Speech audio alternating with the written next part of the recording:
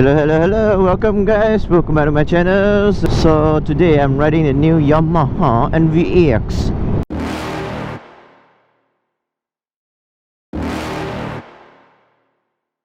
You're never gonna make it, you're not good enough. There's a million other people with the same stuff. You really think you're different? Man, you must be kidding. Think you're gonna hit it, but you just don't get it. It's impossible, it's not probable, you're irresponsible. Too many obstacles, you gotta stop it, yo. You gotta take it slow, you can't be a pro. Don't waste your time no more. Who the fuck are you to tell me what to do? I don't give a damn if you say you disapprove. I'm gonna make my move, I'm gonna make it soon. And I'll do it cause it's what I wanna fucking do. Cause all these opinions and all these positions, they come in millions, they blocking your vision. But no, you can't listen, that shit is all fiction. Cause you hold the power as long as you're driven.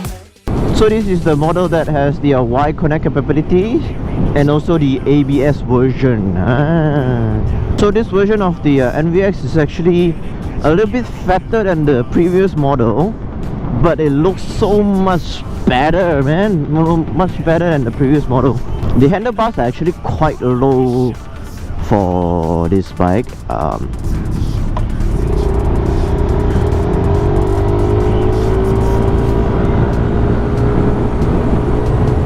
So the pickup for this bike is actually quite good, man. The when you pull on the full throttle, you can really feel that the force is actually pulling you back, which is something that I've never felt on a scooter before, or probably I've not tried something more than 155cc before. So definitely that this scooter doesn't cost cheap. So the non-ABS variant is about 9,000 plus. After on the road, maybe about 10,000, 11,000. So for this variant, it's actually the 10,000 plus model. So after you have already added it on the road and stuff like that, it will cost you about 12,000 plus.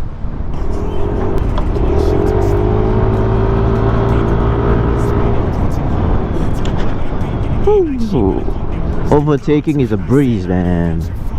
But for this price, I wouldn't say that it's a bad thing lah. You see, it's actually quite conservative because it has the start-stop function, so you can turn it off and on this switch. So as my brakes are applied, you can see that this icon is flashing. So to start it back up, you just need to pull on the throttle and it will start back lah. See, once I pull on the throttle, it starts back. So a lot of people who doesn't know about this function might think that, oh, what happens if the bike doesn't start back up? Will it happen? I would say less likely. I wouldn't say that it's not going to happen, but it's less likely to happen. This is actually good in places that you have a lot of traffic, when you're going through a lot of traffic light jams, where you have to stop for a long time.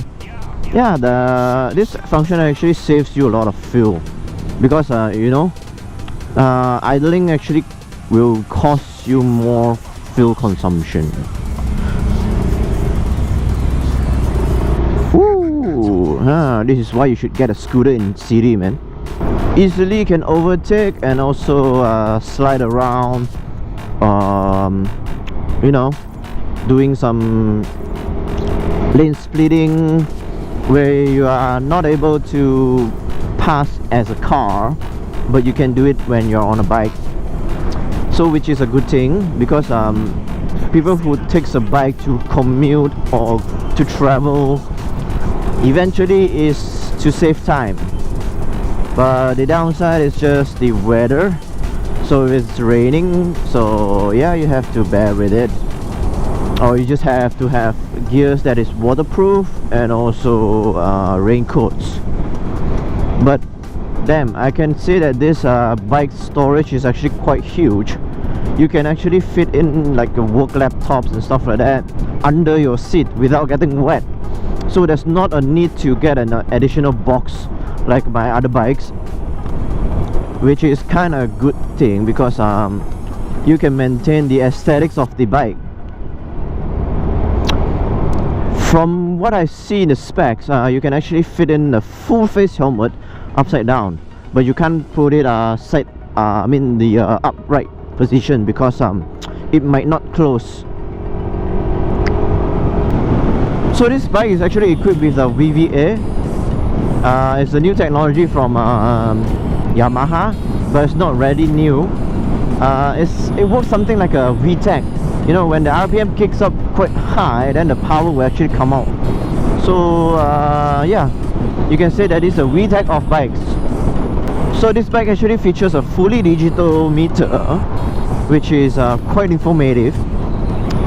And if you connect your phone to the app, which is on the bike, it will actually show you on the dash that you are connected to the bike. It will show the icon app and the battery icon of your mobile device. So it's the battery power for your phone, the indicator.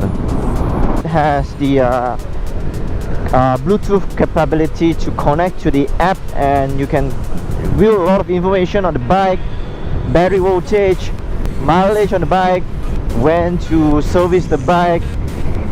A lot of information you can have on here, and also like where you have last parked your bike, and also a route info where you can actually track and trace where you went the past ride, and also maybe any journey. Yeah. And then the thing is that this bike is keyless, so you literally do not need to, you know, put the key into the ignition. Just need to play with the knob, and the key stays in your pocket or your bag.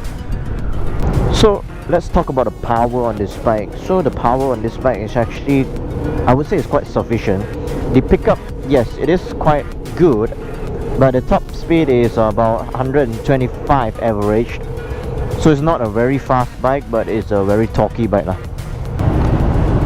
So then there's a handbrake here, which is also a quite good function, because on the traffic light or on the slopes when you park your bike, you wouldn't want to have your bike gliding down.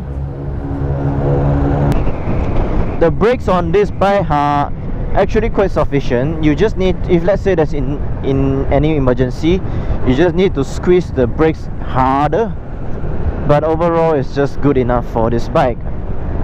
So let's talk about the things that that the bike could improve more. So the first thing is the front suspension is a bit overly soft. It really you can feel that the bike has become a boat, especially on uneven roads or even during high speeds at the highway with weird road conditions like potholes and stuff like that. So I mean, I've seen a lot of NVX owners actually mod their front forks after their ownership of the NVX. So I mean, that might be one of the issues, but that's the stability issue. But comfort wise, I would say it's just alright. However, the rear shocks are actually quite good, so it's a little bit on the imbalanced side. What's happening? Oh shit, this guy wrecked his car. So for the price of 12,500 ringgit on the road, I would say that this bike is actually quite a bargain for the package that you're getting and the power you're getting for the bike.